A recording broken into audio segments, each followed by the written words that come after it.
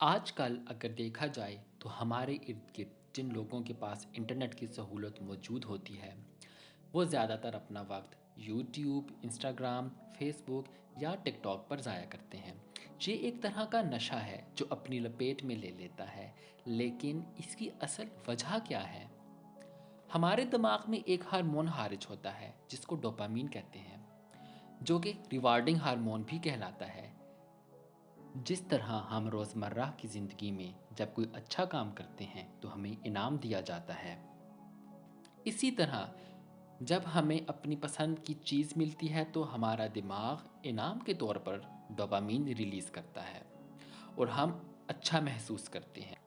پرانے وقتوں میں ڈوپامین کو حاصل کرنے کے لیے ہمیں مشقت کرنے والے کام کرنے پڑتے تھے، جیسا کہ کھانے کے لیے جدوجہد سے بھرپور شکار کرنا پڑتا تھا اور اس کے لیے پہلے مکمل تیاری کرنی پڑتی تھی، یا پھر پھل کھانے کے لیے جنگلوں میں نکلنا پڑتا تھا، اور جب ہم کھانے کی کوئی چیز حاصل کر لیتے تھے تو ڈوپامین کی شاٹ سے ہمارے اندر خوشی پیدا ہوتی تھی، اور اس طرح بیرونی طور پر چیزیں حاصل ہو جانے پر اندرونی طور پر محسوسات کی دنیا میں ڈوپامین کی فراہمی ہمیں مسرت بخشتی تھی۔ موجودہ دور میں مسرت حاصل کرنے کے بہت سے ذرائع ہیں، اور ٹیکنالوجی کی بدولت نہ صرف یہ ذرائع عام ہیں بلکہ انتہائی سستے بھی ہیں۔ ان کئی میں سے چند یوٹیوب، انسٹاگرام، فیس بک اور ٹک ٹاک ہیں۔ ان سوشل میڈیا ایپس میں جب ہم اسکرولنگ کرتے ہیں تو ہمارا دماغ مسلسل طور پر ڈوپامین ریلیز کر رہا ہوتا ہے، کیونکہ ہم یہ توقع کر رہے ہوتے ہیں کہ ہر آنے والی ویڈیو یا پوسٹ ہمارے لیے ریوارڈ ہوگا۔ چونکہ ہمارے دماغ کے لیے ریوارڈ تلاش کرنا بہت آسان ہو چکا ہے، اس لیے ہم سکرولنگ کے عادی ہو رہے ہیں اور گھنٹوں اسی میں گزار دیتے ہیں۔ چونکہ آج کل کے دور میں ہمارے لیے ریوارڈنگ سسٹمز بآسانی میسر ہیں، اسی لیے ہمیں مفید چیزیں بورنگ لگتی ہیں، جیسا کہ کوئی کتاب پڑھنا، گھر کا کوئی کام کرنا، ڈائری لکھنا،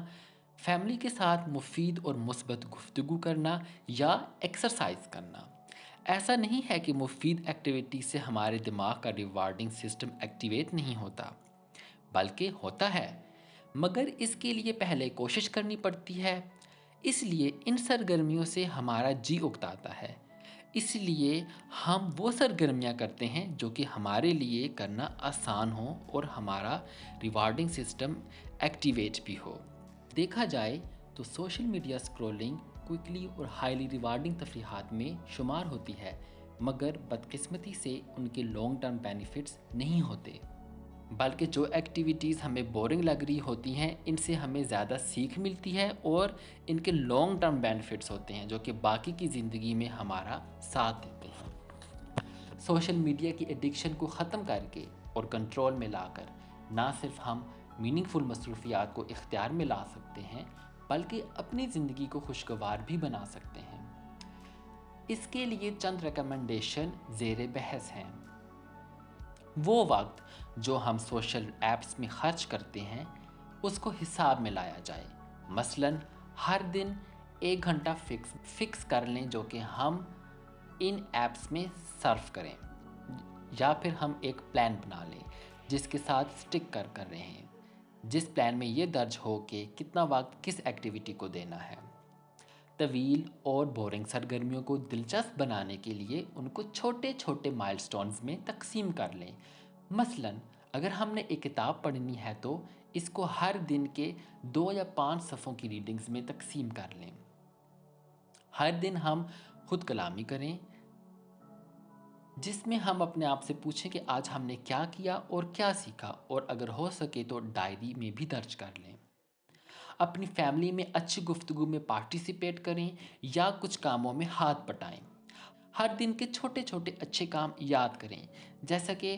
آج گھر میں میں نے فلاں کو پانی پلایا، فلاں کے لیے دروازہ کھول دیا، کوکنگ میں مدد کر دی یا باہر کسی کی مدد کر دیں۔ اور آخر میں یہ کہنا چاہوں گا کہ میڈیٹیشن کو اپنے معمول میں لائیں، جس کو عام زبان میں مراقبہ بھی کہتے ہیں۔ دیکھنے کا اور سننے کا شکریہ۔